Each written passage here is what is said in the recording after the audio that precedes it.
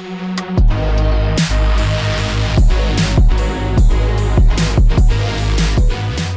everyone, thank you for coming.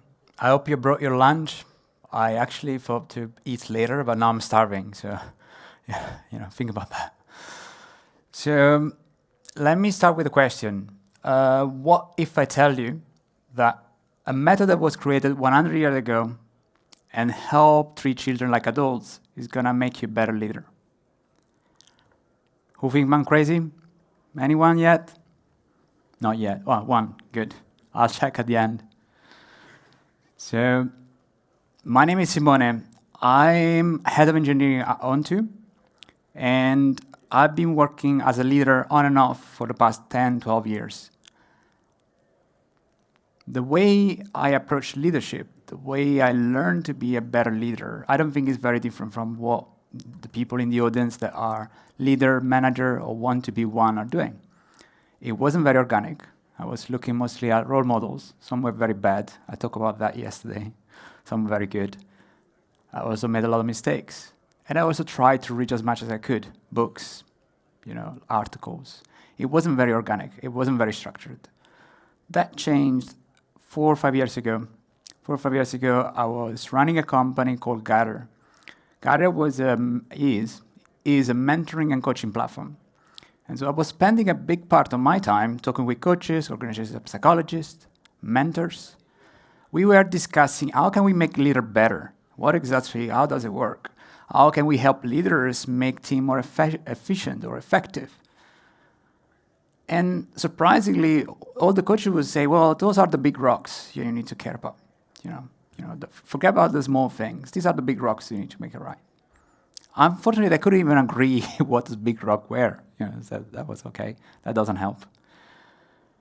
At the same time, I became a dad. So, while I was talking about leadership and so on, I started to geek out on early childhood psychology, on neuroscience, and the Montessori method. Interesting enough, the principle of leadership that I was discussing at work were very similar to the principle that you want to use to help people to grow. And that was quite fascinating to see that there was a relationship with child and grown-up adults. So before I start to talk about what this talk is about, I wanted to share that, I'll be honest, this talk is not to tell you that having a child will make you a better leader. It's actually the opposite. Probably going to be a more tired leader, almost brain dead if your child doesn't sleep at night. I see some people smiling. The people that smile normally are people that have child that grown up and now are like, oh, thanks God, I can sleep. People that don't smile are the one in the back room trying to catch a nap. It's kind of because their child hasn't slept last night. Anyway, back to seriousness. This is not to tell you how to raise your child if you have one, and this is certainly not to tell you to treat your colleagues like children, right? This is the opposite. So at work, often I see adults be treated like children. And what I want to show you is that human beings, since their childhood, they actually need almost the same thing to grow and thrive. But not only that, I'm going to offer you a simple approach that is going to help you improve your leadership skills. When those coaches were talking, we were talking 16 principles, a lot of things. I'm going to try to simplify it and keep it simple to a small number of things that you need to keep in mind. Now, let's start with Montessori. I mentioned at the beginning, so if you Google Montessori, you're going to find a lot of wooden furniture on Google. So this is not about, if you thought that it was about woodworking and furniture, IKEA furniture, that is not the case. However, if you're after one of them, this is very cheap on IKEA, so, Now, the Montessori method was created by Maria Montessori. She was born in the 1870, and she became a doctor and a researcher. You can't imagine how hard it was to become a doctor as a woman at the time. If you're interested, you should definitely read that biography. Her being a scientist really helped her understand how to use her observation to create a theory that then get proved and circle on it. And the theory that she created was based on children between the age of 2 and 6 at the beginning. So what in the UK we call nursery. Then, nowadays, the Montessori method is used across nursery, primary, secondary, but this is where it was coming from. Now, I'm sure some of you keep thinking, I still don't get a connection. What is about leadership and mentoring and Montessori again? Okay, let me go here. I don't know if you've been interested in coaching in your life, but even if you go to the big coaching organization, they can't even agree between themselves what coaching means. If you also throw mentoring in, they completely lose it. There is no single definition. Now, this one, help me to help myself. I find it the most powerful definition of coaching that I have heard, certainly the smallest one. And this comes from Maria Montessori. Help me to help myself.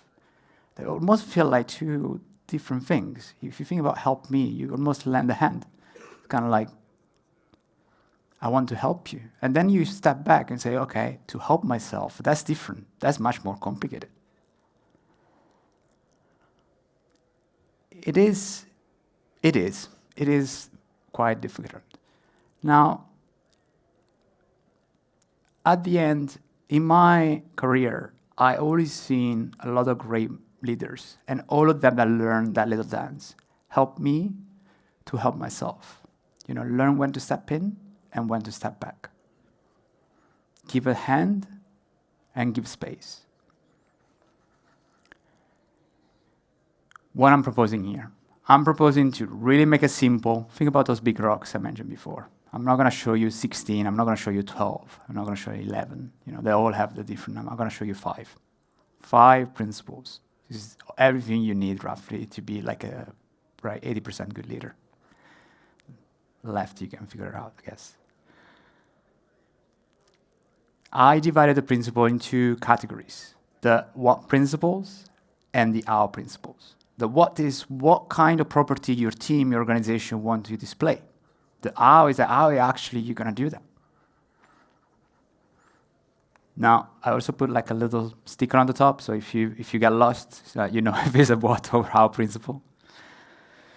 So let's start. Principle number 1, independence. So as you figure out from the help me to help myself, independence is central to the Montessori method. I wish independence was easy. It was something like, hey, now that you're 2 years old, these are the key of the car, go to the supermarket and get some food. I wish it was easy. It's not. I get reminded how hard independence is every single morning. I want to leave the house, and I know it will take me literally 30 seconds to put the jacket on, shoes on to my daughter and leave. Unfortunately, I don't do that. And the reason is because she will never gonna learn if I do that all the time. Doesn't mean I don't sometimes step in and do it myself, of course. Imagine I need to really get to the doctor at 4 and we're still fighting with the shoes. So I step in and I help because there is no way around it. Obviously, I need to be aware. I need to be aware that sometimes I need to step in because there is no other choice, and sometimes I need to step back and let them learn. But independence or autonomy is not just about learning and, repeating so that you can learn. It's also about agency. You really don't want to do things that another person believes he can do himself. People, even children, lose agency after a while. They get used for some other people to sort of decide for them. So it's important that actually you help them to make the decision for themselves. Now, let's look at work. Okay, how does it look at work? Independence is a big word, and it requires a lot of different sort of aspects. Later, I'm going to discuss about independence in decision making. Here, I'm going to talk about something called independence in execution. I'll give you an example. Do you know what I mean? So let's make it a bit different. So let's do a game. I'll tell you a story. At the end of the story, I'm going to ask you how many examples of independence are in this story. Okay? So the story goes like that and comes from my blog. So a couple of years ago, I was working for Babylon Health.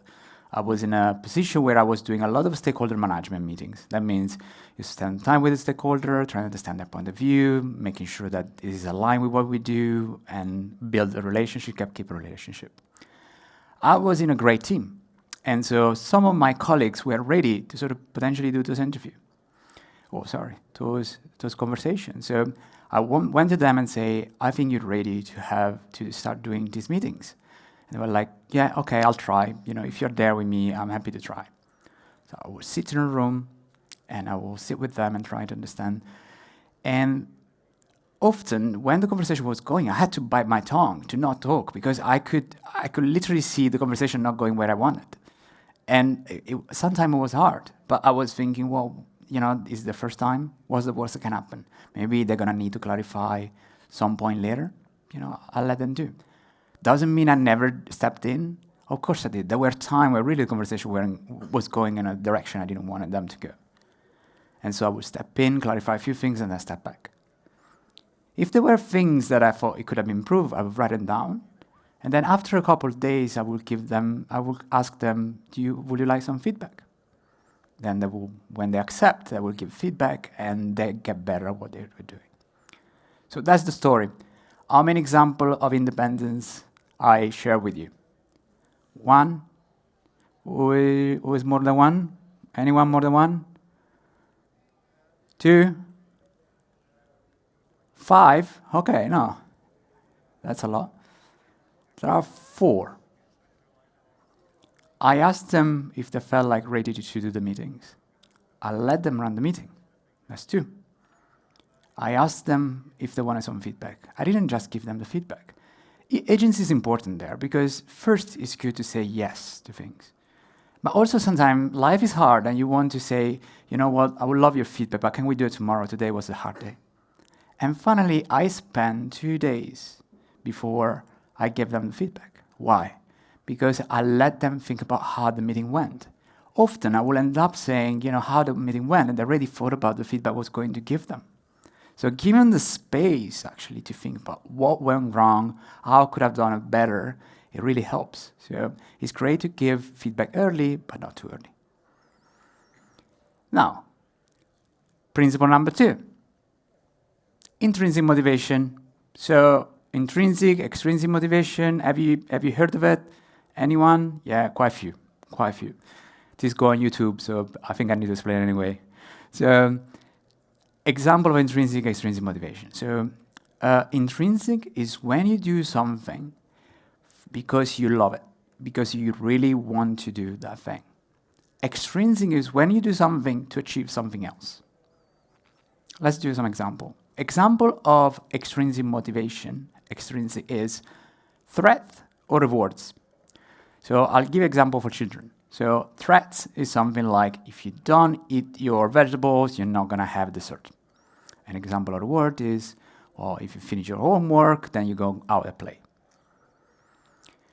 Why are those so important?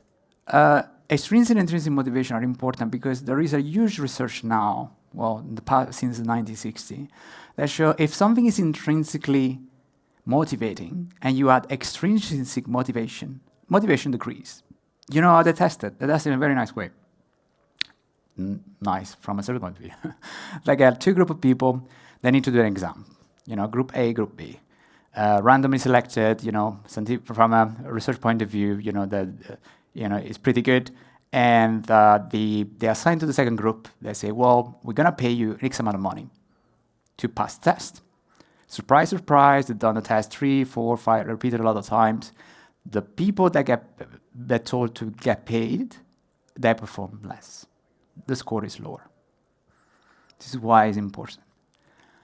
Now, what is intrinsic motivation then? What does it drive it? So the Montessori method, when it talks about intrinsic motivation, it talks about what we like to call mastery or competency.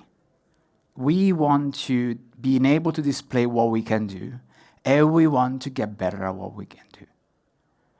And obviously for child is obvious. For child is obvious because, the world for a child is full of things to learn. It's full of things to try, full of things to get better at. Obviously, how does it work?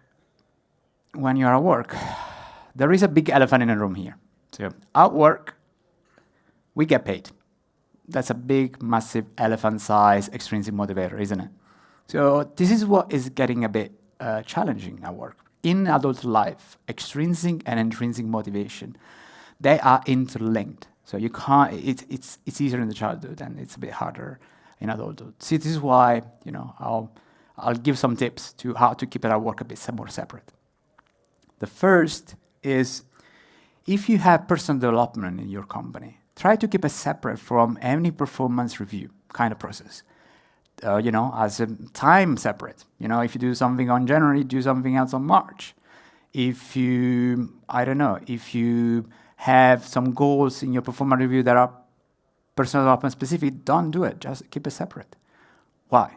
Because you want to keep personal development on its own, because it's intrinsically motivating. So you want to keep us out of what's extrinsically motivating. Second is probably the most obvious. Now that we know intrinsic motivation is important and, mastery is important, and, you want to make sure that you give people space and, money and everything they need to get better at what they do. Now, what's the challenge here is that there is a third aspect that is often underlooked. And what this aspect is that not only we want people to grow, we also want to make sure they're able to express fully their abilities. Often, we feel our work a bit incompetent. Mostly our processes, our tool doesn't allow us to express ourselves fully. I'll give an example that is a bit more basic and then I'll go in detail. So you use an app, the app is not very usable, you feel a bit of an idiot. It's kind of like, I can't even do my task. I don't know, I did a lot of user research, and sometimes the user will apologize to me. I'm sorry, I can't really do this task. I'm saying, you don't have to apologize. That's not your fault, but you feel like it. So when you use a tool that is not usable, that doesn't let you express your ability, your competency level go down. This is why it's so important to invest in developer experience. We want to have processes and tools that are really built to allow engineers to do their best work. And I know that often is not always on top of our mind, but it's very, very true. That is very, very important. Those are the two principles that I call work principles. So these are the two traits that you want to make sure that in your teams are well thought of and are expressed. Now, how are we going to do that? Because it's easy to say what, but how do we do that? Principle number 3, respect. This is going to be easy, because obviously it should be common sense. Respect in Montessori is not just respect for the child and the child for the adult. That's the easy part, make sure they all respect each other. It's also respect that the child is unique. He's a unique individual. He has different preferences. He has different way of learning. He has different strength. He has different behaviors. We're not all little boxes that we act in the same way. Let's look at respect at work. By the way, by now you figured that when I talk about child, there is this soft image, and when I talk about work, there is this sort of like dystopian picture. Obviously, if you're not working for Evil Corp, probably this is not what you kind of see. Respect at work is simple. Be a nice human being. That should be on everyone's CV. It's kind of like, I'm a nice human being. I care about others. That should be default, right? Respect. But also respect the fact that we are unique.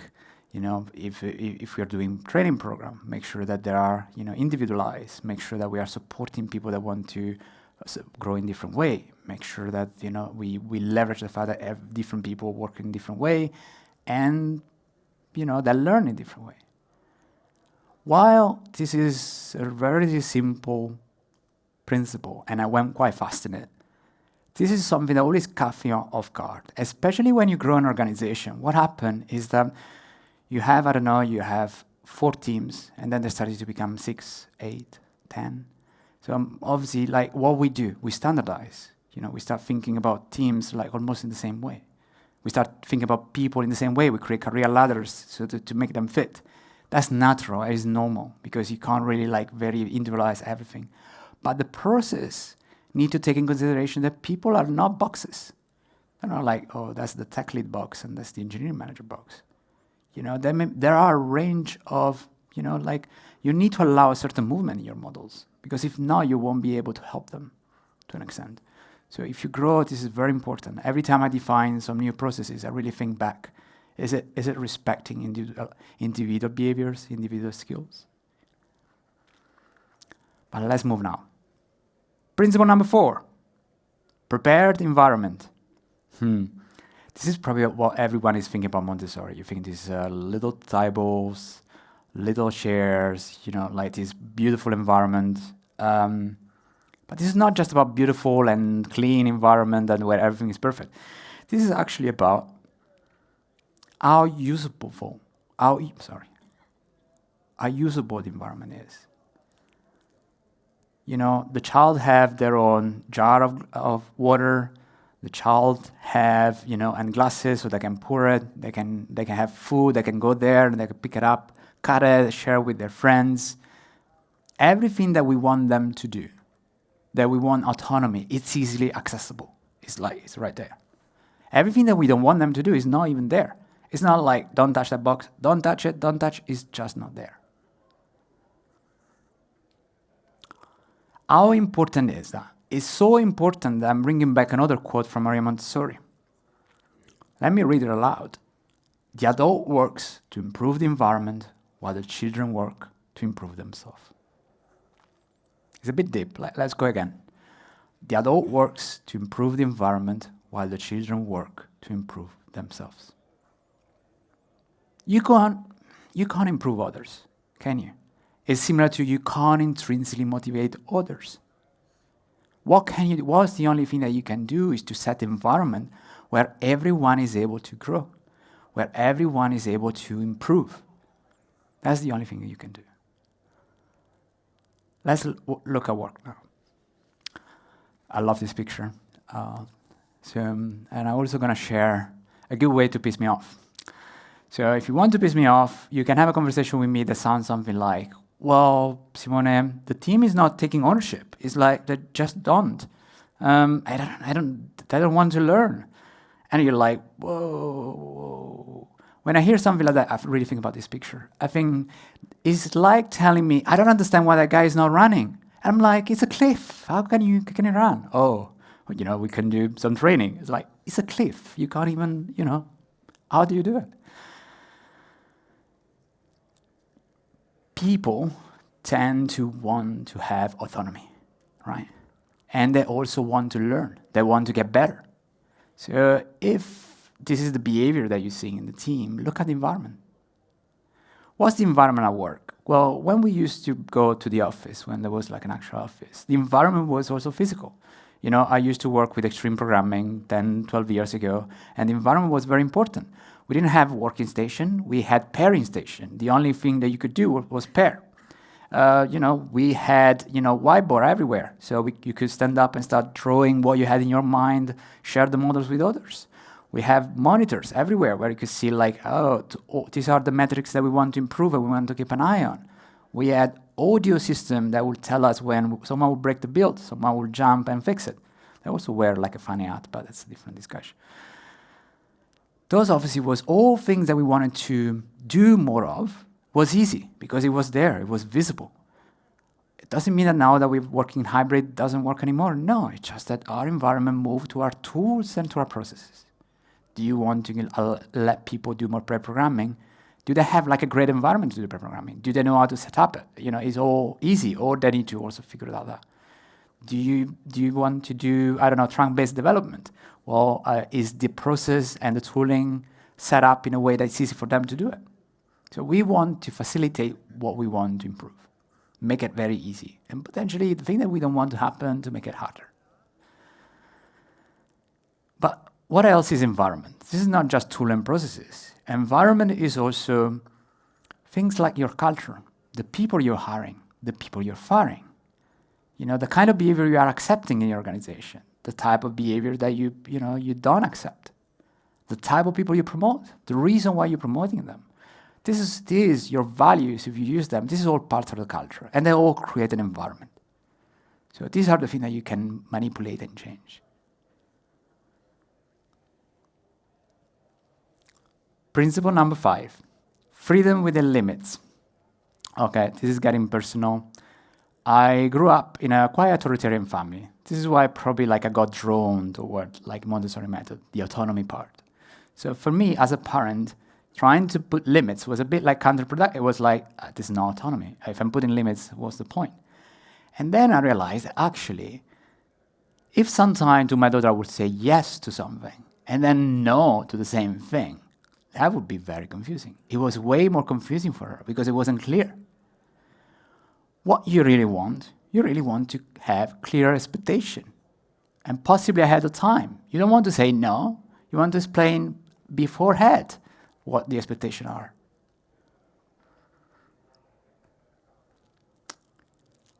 At work. So, the challenge with freedom within limits at work is that there are normally what we think about limits is decisions. How much autonomy the team has to make decisions. I normally think about 3 categories of decisions: process, product, technology. Product, who is deciding who is building what or what we'll be building? Is it outcome-based? Is it output-based?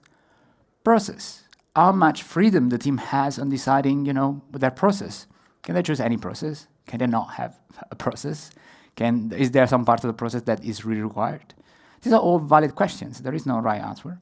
Technology, how much freedom there is in technology? So, can you pick your language? Can you pick your database? Can you pick what are the limits? A tool that I start to use is called the Freedom Map. So I, on purpose, blur all the details to avoid that you go and try to read. There is nothing. Doesn't matter what is in the middle of the round. Basically, you just write what kind of freedom the team have. In green, white, whatever you want, and then you define what kind of thing the team required to discuss with someone else before you make a decision. And then in red, you put things that is kind of like is already decided. It's actually okay, as I say, to put limits. And obviously you want to do it clearly, but it's better to make it clear. Not being vague. We all know that autonomy is important, so we don't have to stuff conversation. It's really useful to say, well, actually, unfortunately, no, you can't use another language because we already have 3. It's important that we define them. Why is this map important? It's not only to make it visible and make it clear. It's also because as a leadership team, you want to expand those boundaries. You really want to say, well, obviously the team, especially at product level, is struggling with autonomy. What can we do to give them more freedom? Different companies have freedom in different places. So for example, at the beginning in a company, you may have more freedom from a technology perspective, but less freedom on a product perspective because your CEO kind of make all decisions. I don't know, if you work in a startup, you know what I mean. So this is a very useful tool. And this is my 5th and final principle. Okay, I lied. Okay, there is something else. This is not a principle though, it's a bonus principle. So you don't need to use it, but you get it for free. It's a bit like the bonus when you get like some Coke and you get one for free. So it's the principle of belonging. Why I bring it up? I bring it up because for the one of you that love psychology, probably you figure that I talk about autonomy, I talk about competency. What am I talking about? Is there a psychological theory that encompasses them? Yes, it's called self-determination theory. And it was from the 1960s. So Maria Montessori kind of figured this out like 60 years earlier. The third principle, the third aspect of self-determination theory is called belonging. It means that you feel like you are connected to the people that you work with, your managers, your colleagues, the overall company. The reason it's so cool is because normally in Montessori environment, this is a property that Montessori environment have. What does it mean? And why is that? Well, I believe that is the reason is respect. If you respect individuals and you have all the other attributes, basically you also get belonging. So you don't need really to think about belonging, but that comes for free.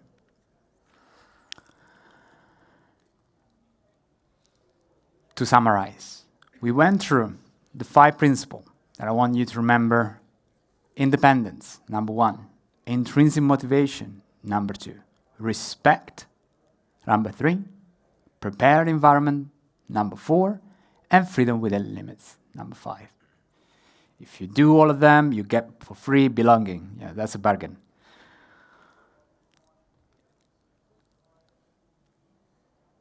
If you want to bring someone home tomorrow, like you start doing tomorrow, do these two things. When someone is asking you for help, or you think I want to help someone, think, help me to help myself. When you think, oh, I'm going to do that, think that we as leader, we work to improve the environment, while the teams, the employee, work to improve themselves. Okay? And with that, I thank you.